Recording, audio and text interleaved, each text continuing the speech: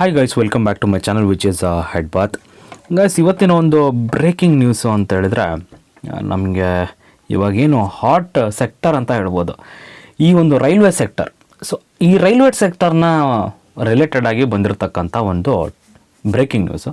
So ಈ breaking news ನಮಗೆ ಮುಂದೆ ಬರ್ತಕ್ಕಂಥ ಒಂದು ಆಲ್ಮೋಸ್ಟ್ 1.5 year 2 year ತನಕ ನಮಗೆ ಈ ನ್ಯೂಸ್ ತುಂಬಾ ಇಂಪಾರ್ಟೆಂಟ್ ಆಗಿರುತ್ತೆ. ಯಾಕಂತ ಹೇಳಿದ್ರೆ ಲಾಂಗ್ ಟರ್ಮ್ ಏನು ಇನ್ವೆಸ್ಟ್ಮೆಂಟ್ಸ್ನ ನಾವು ಮಾಡ್ತೀವಿ, ಸೊ ಅಂಥವ್ರಿಗೆ ಮಾತ್ರ ತುಂಬ ಇಂಪಾರ್ಟೆಂಟ್ ಆಗಿರೋ ಒಂದು ವಿಷಯ ಇದು. So ತಿಳ್ಕೊಳ್ಳೇಬೇಕು.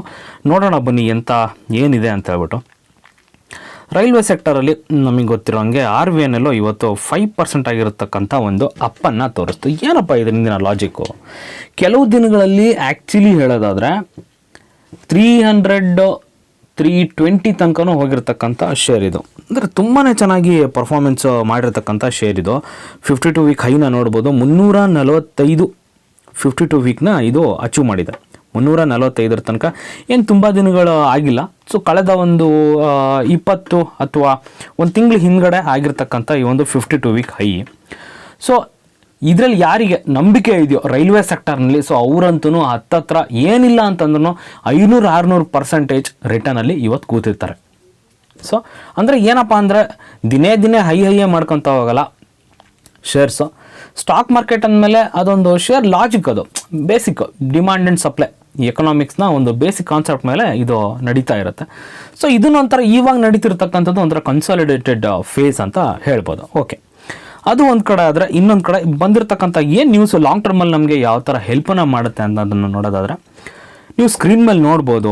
RVNL ಝೂಮ್ಸ್ 12% on 65,000 crore order book. Order book 65,000 ಕೋಟಿ ಇದೆ ಅವ್ರ ಹತ್ರ. ಅಂದರೆ 65,000 ಕೋಟಿಯ ಒಂದು ಕೆಲಸ ಇನ್ನು ಅವ್ರ ಹತ್ರ ಇದೆ. ಅಂದರೆ ಅಷ್ಟು ಪ್ರಾಜೆಕ್ಟ್ ಇದೆ ಅಂತ ಹೇಳ್ಬಿಟ್ಟು. ಯಾವಾಗ ಹೊಸ ಪ್ರಾಜೆಕ್ಟ್ಗಳು ಒಂದು ಕಂಪ್ನಿಗೆ ಬರ್ತಾ ಇರ್ತವೋ ಆವಾಗ ಮಾತ್ರ ಕಂಪ್ನಿ ಮೇಲೋಗೋಕ್ಕೆ ಸಾಧ್ಯ.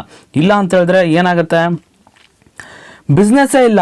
ಪ್ರಾಜೆಕ್ಟ್ ಬರ್ತಿಲ್ಲ ಅಂದರೆ ಬಿಸ್ನೆಸ್ ಆಗಲ್ಲ, ಏನೂ ಇಲ್ಲ, ಖಾಲಿ ಕೂತಿದ್ದಾರೆ ಅನ್ನೋ ಆಟೋಮೆಟಿಕಲಿ ಶೇರು ಡೌನಿಗೆ ಬರುತ್ತೆ. ಓಕೆ, ಅದೊಂದು ಕಡೆ ಆದರೆ ಇದೇ ಸೆಂಟೆನ್ಸಲ್ಲಿ ಆಫ್ ಶೋರ್ ಗ್ರೋತ್ ಪ್ಲ್ಯಾನ್ಸ್. ಏನು ಆಫ್ ಶೋರ್ ಅಂತ ಹೇಳಿದ್ರೆ ಔಟ್ಸೈಡ್ ಇಂಡಿಯಾ, ನಮ್ಮ ಭಾರತ ದೇಶದಿಂದ ಹೊರಗಡೆ ಅಂತ ಆಫ್ ಶೋರ್ ಅಂತ ಹೇಳಿದ್ರೆ. ಇದನ್ನು ಇನ್ನೂ ನೀಟಾಗಿ ತಿಳ್ಕೊಳೋದಾದರೆ ನೋಡಿ, RVNL share surge 12% on expansion plan. Okay, ಅದೊಂದು ಕಡೆ ಆದರೆ eyes offshores project in central Asia and UAE. Central ಏಷ್ಯಾದಲ್ಲಿ ಮತ್ತು ಯುನೈಟೆಡ್ ಅರಬ್ ಎಮಿರೇಟ್ಸ್ ಏನಿದೆ, ಸೊ ಅಲ್ಲಿ ಕೂಡ ತಮ್ಮ ಪ್ರಾಜೆಕ್ಟನ್ನು ಎಕ್ಸ್ಪಾನ್ಷನ್ ಮಾಡತ್ತಂತೆ. ಅಂದರೆ ಓವರ್ಸೀಸು ಬೇರೆ ದೇಶಗಳಲ್ಲಿ ಅವರು ಪ್ರಾಜೆಕ್ಟನ್ನು ಮಾಡ್ತಾರೆ. ಅಂದರೆ ಒಂದು ಇಂಡೈರೆಕ್ಟಾಗಿ ಹಿಂಟನ್ನು ಕೊಡ್ತಾರೆ. ಏನಪ್ಪ ಅಂದರೆ ನಮಗೆ ರೀಸೆಂಟಾಗಿ ಒಂದು G20 ಸಮಿಟ್ ನಡೆಯುತ್ತೆ. ಈ G20 ಸಮಿಟಲ್ಲಿ ಏನಪ್ಪ ಹೇಳಿದರು, ರೈಲ್ವೆ ಸೆಕ್ಟರ್ ಬಗ್ಗೆ ಒಂದು ಮಾತನ್ನು ಹೇಳ್ತಾರೆ. ಏನಂದರೆ ಈಗ ಮಿಡಲ್ ಈಸ್ಟ್ ಏನಿದೆ ನೋಡಿ, ಆ ಮಿಡಲ್ ಈಸ್ಟ್ನ ಮುಖಾಂತರ ರೈಲ್ವೆ ಕನೆಕ್ಟಿವಿಟಿನ ನಾವು ಮಾಡ್ತೀವಿ ಇಂಡಿಯಾದಿಂದ. ಸೊ ಆ ಒಂದು ಪ್ರಾಜೆಕ್ಟು RVNLಗೆ ಸಿಗುತ್ತೆ ಅಂತಕ್ಕಂಥ ಹಿಂಟನ್ನು ಇವರು ಇಂಡೈರೆಕ್ಟಾಗಿ ಕೊಡ್ತಿದ್ದಾರೆ. ಸೊ ನೀವೇ ಯೋಚನೆ ಮಾಡ್ಬೋದು ಶೇರ್ ಇವಾಗ ಎಲ್ಲಿ ಹೋಗುತ್ತೆ ಅಂತ ಹೇಳ್ಬಿಟ್ಟು. ಅಕಸ್ಮಾತ್ ಏನಾದರೂ ಈ ಶೇರ್ಗೆ ಸಿಕ್ಕರೆ, ಈ ಕಂಪನಿಗೆ ಸಿಕ್ಕರೆ, RVNLಗೆ ಸಿಕ್ಕರೆ ನೋಡ್ಬೋದು ಇನ್ನೂ ಒಂದು 500% ಬೂಮ್ ಆಗುತ್ತೆ ಇದರಲ್ಲಿ. ಅದರಲ್ಲೇನೋ ಎರಡು ಮಾತಿಲ್ಲ. ಸೊ ಅಂಥ ಒಂದು ಸ್ಟಾಕು. ಅಂದರೆ ಬೇಸಿಕಲಿ ಏನು ಹೇಳ್ತಿದ್ದೀನಿ ಅಂತ ಹೇಳಿದ್ರೆ ಆರ್ಡರ್ಸ್ ಬರಬೇಕು, ಪ್ರಾಜೆಕ್ಟ್ ಬರಬೇಕು, ಅವಾಗ ಮಾತ್ರ ಸ್ಟಾಕ್ಸು ಮುಂದೋಗೋಕ್ಕೆ ಸಾಧ್ಯ. ಸೊ ಈ ಥರ ಲಾಜಿಕ್ ಇಟ್ಕೊಂಡು ಬೈ ಮಾಡಿರಿ. ಏನೋ ಸುಮ್ಮನೆ ಯಾರೋ ಹೇಳಿದ್ರು, ಅವ್ರು ಹೇಳಿದ್ರು, ಇವ್ರು ದಯವಿಟ್ಟು ಹಂಗೆ ಮಾಡೋಕ್ಕೆ ಹೋಗಬೇಡಿ. ಸಾಧ್ಯವಾದಷ್ಟು ವಿಡಿಯೋನ ಶೇರ್ ಮಾಡಿ ನಿಮ್ಮ ಫ್ರೆಂಡ್ಸಿನ ಜೊತೆ, ಅವ್ರಿಗೂ ಸ್ವಲ್ಪ ಸ್ಟಾಕ್ ಮಾರ್ಕೆಟ್ ಬಗ್ಗೆ ನಾಲೆಡ್ಜ್ ಬರಲಿ. ಸುಮ್ಮನೆ ಅವ್ರು ಹೇಳಿದ್ರು, ಇವ್ರು ಹೇಳಿದ್ರು, ಎಲ್ಲ ಯೂಟ್ಯೂಬ್ ವಿಡಿಯೋ ನೋಡ್ಕೊಂಬಿಟ್ಟೆ ಅವೆಲ್ಲ ಆಗಲ್ಲ. ಸೊ ಒಂದು ಸ್ವಲ್ಪನಾದರೂ ತಿಳ್ಕೊಳೋಕ್ಕೆ ಪ್ರಯತ್ನ ಪಡಿ.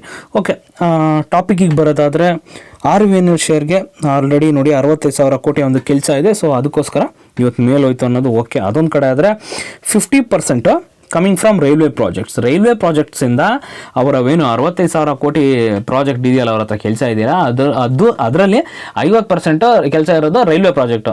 ನಿಮಗಿನ್ನು ಕ್ವಶನ್ ರೈಸ್ ಆಗುತ್ತೆ, ಇನ್ನು 50% ಯಾರ್ದಪ್ಪ ಅಂತ ಹೇಳ್ಬಿಟ್ಟು. ಸೊ ಇನ್ನು 50% ಇನ್ಫ್ರಾಸ್ಟ್ರಕ್ಚರು, ಹಾಗೆಯೇ ಮೆಟ್ರೋ ರೈಲ್ಸ್ ಏನಿರುತ್ತಲ್ಲ, ಸೊ ಮೆಟ್ರೋ ರೈಲ್ಸ್ನ ಒಂದು ಕೆಲಸನೂ ಕೂಡ ಇವರು ಮಾಡ್ತಾರೆ. ಸೊ ಇನ್ನು ನೋಡ್ಬೋದು ನೀವು ಇಲ್ಲಿ Vande Bharat trains was around 9,000 crore. Vande Bharat ಟ್ರೈನ್ಸ್ನ ಅವರ ಒಂದು ಪ್ರಾಜೆಕ್ಟು 9,000 ಕೋಟಿ ಇದೆ. ಸೊ ಹಿಂಗೆ ಮೆಟ್ರೋ ಪ್ರಾಜೆಕ್ಟ್ ಇಲ್ಲಿ ಹೇಳಿದೆ ನೋಡಿ ನಾನು 7,000 crore was for several metro projects. So ಈ ಥರ ಬೇರೆ ಬೇರೆ ಕಡೆ ಇವರ ಪ್ರಾಜೆಕ್ಟ್ಸು ಇದ್ದಾವೆ. ಸೊ ಮೇಯ್ನಾಗಿ 50% ಡೆಡಿಕೇಟೆಡ್ ಟು ರೈಲ್ವೆ ಸೆಕ್ಟರ್, ರೈಲ್ವೇಸ್ಗೆ ಕೆಲಸವನ್ನು ಇವರು ಡೆಡಿಕೇಟೆಡ್ ಆಗಿದೆ. ಸೊ ಓಕೆ, ಇದೊಂದು ಕಡೆ ಆದರೆ ಈಗ ಕನೆಕ್ಟಿವಿಟಿ ವಿಚಾರಕ್ಕೆ ಬಂದರೆ ನೋಡಿ, ಆಲ್ರೆಡಿ ಹೇಳ್ದೆ ನಾನು, ಮಿಡಲ್ ಈಸ್ಟ್ಗೆ ಕನೆಕ್ಟ್ ಮಾಡ್ತಾರೆ ನಮ್ಮ ರೈಲ್ವೆನ ಅಂತ ಹೇಳ್ಬಿಟ್ಟು. ಸೊ ಮೆಜಾರಿಟಿಯಾಗಿ ಏನು ಮಾಡ್ತಿದ್ರಪ್ಪ ಅಂತ ಹೇಳಿದ್ರೆ, ಮುಂಚೆ ಚೈನಾಗೆ ಪ್ರಾಜೆಕ್ಟನ್ನು ಕೊಡ್ತಿದ್ರು, ಇಂಥ ಪ್ರಾಜೆಕ್ಟ್ಗಳನ್ನು. ಆದರೆ ಇವಾಗೇನಾಗಿದೆ, ಚೈನಾ ಒಂದು ಗ್ಲೋಬಲ್ ಲೆವೆಲ್ನಲ್ಲಿ ತನ್ನ ಒಂದು ನಂಬಿಕೆನ ಕಳ್ಕೊಂಬಿಟ್ಟಿದೆ. ಆ ನಂಬಿಕೆ ಇವಾಗ ಫುಲ್ಫಿಲ್ ಮಾಡೋಕ್ಕೆ ನಮ್ಮ ಇಂಡಿಯಾ ಅಂದರೆ ನಮ್ಮ ಭಾರತವನ್ನು ಚೂಸ್ ಮಾಡ್ತಾ ಇದ್ದಾರೆ. ಸೊ ಭಾರತದ ಕಡೆ ಎಲ್ಲರ ಗಮನವೂ ಇದೆ ಕನೆಕ್ಟಿವಿಟಿನ ಇದು ಮಾಡೋದಕ್ಕೆ, ಅಂದರೆ ಪ್ರಾಜೆಕ್ಟ್ಸ್ಗನ್ನ ಕೊಡೋದಕ್ಕೆ. ಸೊ ಅದೊಂದು ಪಾಸಿಟಿವ್. ಸೊ ಅದಕ್ಕೋಸ್ಕರನೇ ನೀವು ನೋಡ್ಬೋದು, ಇವತ್ತು ಆಲ್ಮೋಸ್ಟ್ ರೈಲ್ವೆ ಸೆಕ್ಟರ್ ಶೇರ್ಗಳು ತುಂಬಾ ಚೆನ್ನಾಗಿ ಕೊಡೋದು.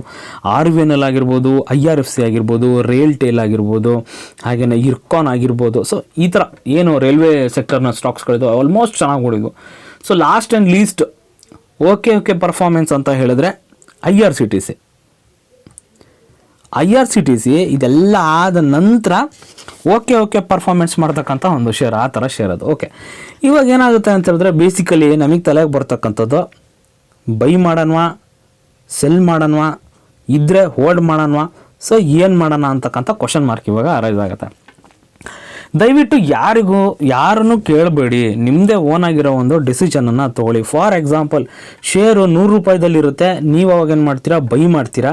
ಅದೇನಾಗ್ಬಿಡುತ್ತೆ, ಸಡನ್ನಾಗಿ 80 ರೂಪೀಸ್ಗೆ ಬರುತ್ತೆ.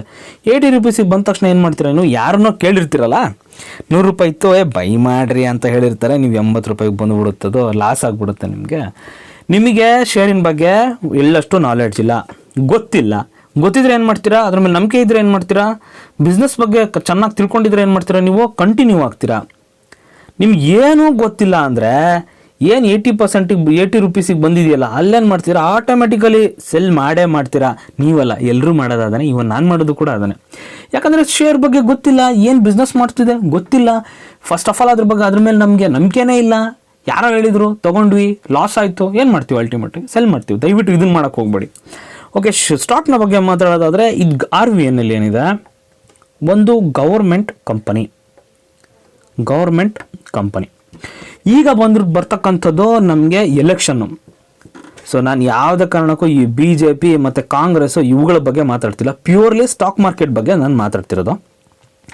ಮುಂದೆ ಯಾವ್ದಾದ್ರು ಬರಲಿ, ಯಾವ ಸರ್ಕಾರ ಅನ್ನೋದು ಬರಲಿ, ಮೆಜಾರಿಟಿಯಿಂದ ಬರಬೇಕು. ಮೆಜಾರಿಟಿಯಿಂದ ಒಂದೇ ಒಂದು ಗೌರ್ಮೆಂಟು, ಈ ಕೋಲಿಷನ್ ಗೌರ್ಮೆಂಟ್ ಮಾಡ್ತಿರ್ತಾರೆ, ಸಮ್ಮಿಶ್ರ ಸರ್ಕಾರ, ಆ ಥರ ಆಗಬಾರ್ದು. ಸೊ ಮೆಜಾರಿಟಿಯಿಂದ ಬರ್ತಕ್ಕಂಥ ಗೌರ್ಮೆಂಟ್ ಯಾವ್ದು ಬರುತ್ತೆ, ಅದು ಈ ಒಂದು ಸೆಕ್ಟರ್ಗೆ ಬೂಸ್ಟನ್ನು ಕೊಟ್ಟೇ ಕೊಡ್ತಾರೆ. ಬೂಮ್ ಇದ್ದೇ ಇರುತ್ತೆ. ಯಾಕಂದರೆ ನಮ್ಮ ಇಂಡಿಯಾದಲ್ಲಿ ಇನ್ನೂ ಕನೆಕ್ಟಿವಿಟಿ ಬೇಕಾಗಿದೆ, ಇನ್ನು ಈ ರೈಲ್ವೆ ಕನೆಕ್ಟಿವಿಟಿ ಬೇಕು. ಸೊ ಇನ್ನೂ ಆಗ್ತಾ ಇದೆ, ನಡೀತಾ ಇದೆ, ಪ್ರಾಜೆಕ್ಟ್ಸ್ ಸಿಗ್ತವೆ ಹೀಗೆ. ಸೊ ನೋಡೋಣ ಯಾವ್ಯಾವ ಥರ ಇನ್ನು ಏನು ಪ್ರಾಜೆಕ್ಟ್ಸು ಯಾವ್ಯಾವ ಥರ ಬರುತ್ತೆ ಅಂತ ಹೇಳ್ಬಿಟ್ಟು ಅದೊಂದು ಕಡೆ ಆದರೆ. ಹಾಗೆಯೇ ಇವಾಗ ಬೇರೆ ಬೇರೆ ದೇಶಗಳಲ್ಲಿ ಪ್ರಾಜೆಕ್ಟ್ಸು ಏನು ಬರ್ತಾ ಇದೆ ಅಂತ ಹೇಳಿದಾರಲ್ಲ, ಅಂದರೆ ಆಫ್ ಶೋರ್ ಅಂತ ಹೇಳ್ಬಿಟ್ಟು ಒಂದು ಮಾತನ್ನು ಹೇಳಿದಾರಲ್ಲ. ಸೊ ಅದಕ್ಕೊಂದು ಕೂಡ ಒಂದು ಪಾಸಿಟಿವ್ ಸೈನ್ ಅಂತಲೇ ಹೇಳ್ಬೋದು. ಅದರ ಒಂದು ಇಂಪ್ಯಾಕ್ಟ್ ನಮಗೆ ಇವಾಗ ನೋಡೋಕ್ಕೆ ಸಿಗಲ್ಲ, ಲಾಂಗ್ ಟರ್ಮಲ್ಲಿ ನೋಡೋಕ್ಕೆ ಸಿಗುತ್ತೆ. ಯಾರೂ ಬಂದ್ಬಿಟ್ಟು ಪ್ರಾಜೆಕ್ಟ್ನ ಒಂದೇ ಸಲಕ್ಕೆ ಕೊಡೋದಿಲ್ಲ, ಒಂದೇ ಸಲಕ್ಕೆ ಹೋಗ್ರಿ ಮಾಡಿರಿ ಅಂತ ಹೇಳ್ಬಿಟ್ಟು ಏನು ಮಾಡ್ತಾರೆ ಅಂತ ಹೇಳಿದ್ರೆ, ಹಂತವಾಗಿ ಫಸ್ಟ್ ಸ್ಟೆಪ್ಪು, ಸೆಕೆಂಡ್ ಸ್ಟೆಪ್ಪು, ಹಿಂಗೆ ಈ ಥರ ಹಂತವಾಗಿ ಸ್ವಲ್ಪ ಫಸ್ಟಿಗೆ ಒಂದು 100 ಕೋಟಿದು, 1000 ಕೋಟಿದು, ಆಮೇಲೆ ಒಂದು 2100 ಕೋಟಿ, ಈ ಥರ ಬೇರೆ ಬೇರೆ ಸ್ಟೆಪ್ಸಲ್ಲಿ ಬರ್ತಾ ಹೋಗುತ್ತೆ, ಒಂದೇ ಸಲಕ್ಕಂತೂ ಬರಲ್ಲ. ಓಕೆ, ಇದು ಇವಾಗಿನ ತನಕದ ಒಂದು ನ್ಯೂಸು, ರೈಲ್ವೆ ಸೆಕ್ಟರ್ಗೆ ರಿಲೇಟೆಡ್ ಆಗಿರ್ತಕ್ಕಂಥದ್ದು. ದಯವಿಟ್ಟು ಕರೆಕ್ಟಾಗಿ ತಿಳ್ಕೊಳ್ರಿ, ಯಾರದೇ ಮಾತನ್ನು ಕೇಳಕ್ಕೆ ಹೋಗ್ಬಿಡಿ, ನಿಮ್ಮ ಒಂದು ಓನ್ ಡಿಸಿಷನನ್ನು ಮಾಡಿರಿ. ಯಾಕಂದರೆ ಅಲ್ಟಿಮೇಟಾಗಿ ನಮ್ಮ ದುಡ್ಡದು, ನಾವು ದುಡ್ದಿರೋ ದುಡ್ಡು ಯಾರಿಗೋ ಕೇಳ್ಬಿಟ್ಟು ಏನೋ ಹಾಕಕ್ಕೆ ಹೋಗ್ಬಿಟ್ಟು, ಇದು ಯಾವುದೇ ಕಾರಣಕ್ಕೂ ರೆಕಮೆಂಡೇಷನ್ಸ್ ಅಂತೂ ಅಲ್ವೇ ಅಲ್ಲ. ಒಂದು ಸ್ಟಾಕ್ನ ಬಗ್ಗೆ ಒಂದು ಅಪ್ಡೇಟ್ ಈ ಥರ ಇದೆ, ಏನು ಮಾಡ್ಬೋದು ಅಂತಕ್ಕಂಥದ್ದು ನಿಮಗೆ ಬಿಟ್ಟಿತ್ತು.